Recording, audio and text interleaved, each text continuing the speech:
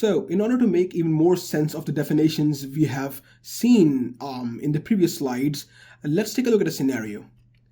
Suppose you're assigned a task to develop a notification feature for a cross-platform desktop application. Now, these notifications can have different appearances depending on the operating system on which your application is running.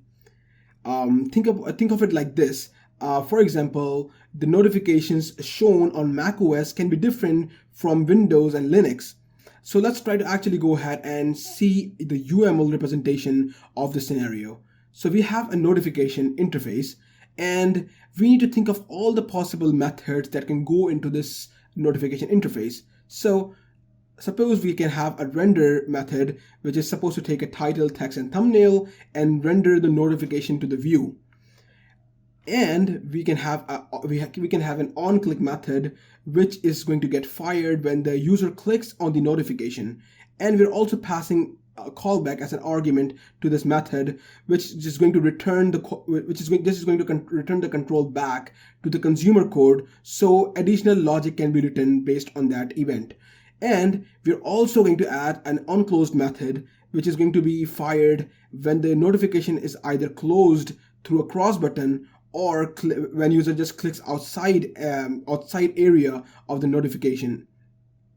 And let's create a Windows notification class which is going to have some sort of implementation of these methods, and similarly a macOS notification class which can have a different implementation altogether of these methods, and a Linux notification class.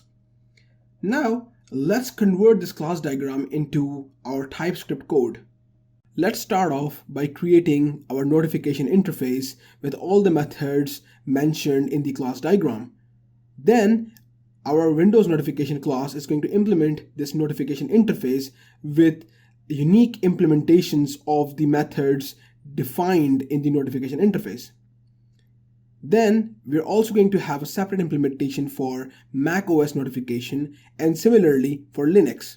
Now let's add a main application class which is going to be the entry point of our application, and let's add a greet user method which is going to greet user as the application starts up.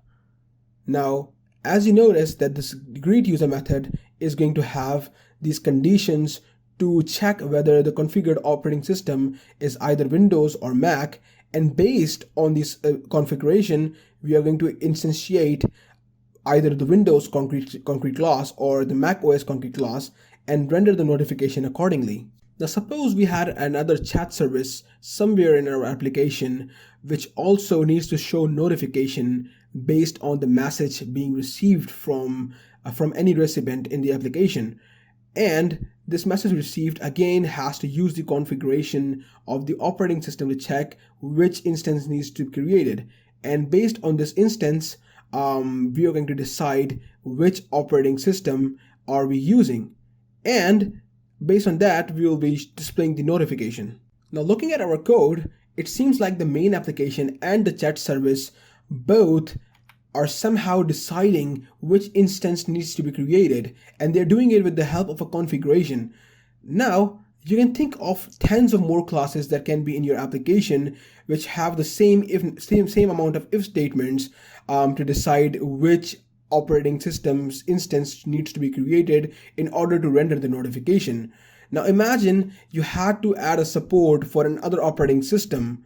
You can only imagine the amount of lines you need to modify every time a new operating system gets added, because all those if statements need to be modified. Now, how do we fix this? Well, this is where the factory method comes in. Factory method design pattern suggests that we create a creator interface which comprises of a factory method which is essentially going to return us our interface product. Now each creator interface has a concrete creator class which is just an implementation, a separate implementation of the creator interface.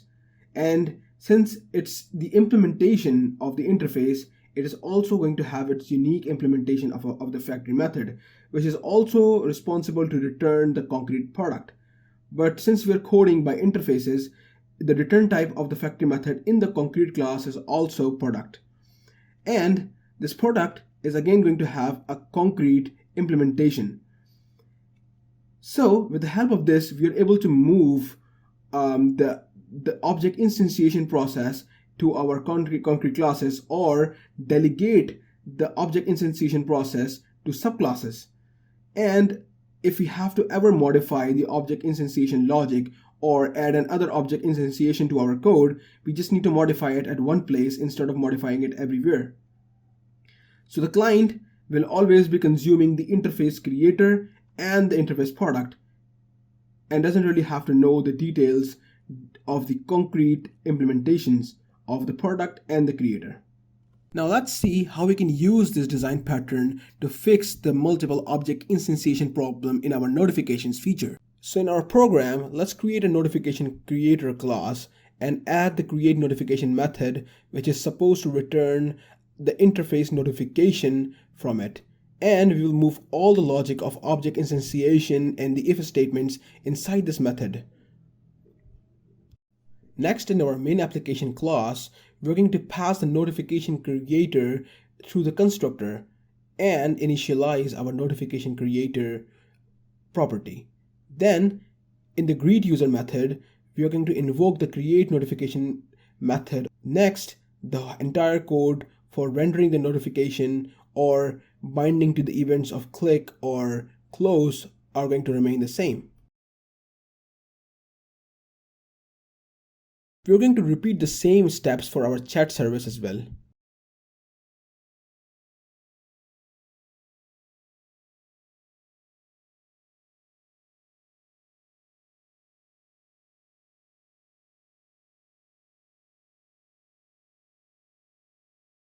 Now in our code, we have created a notification creator class, which is going to use the create notification method to return the notification type interface, and is going to return the concrete instances of the Windows notification or Mac OS notification or Linux notification.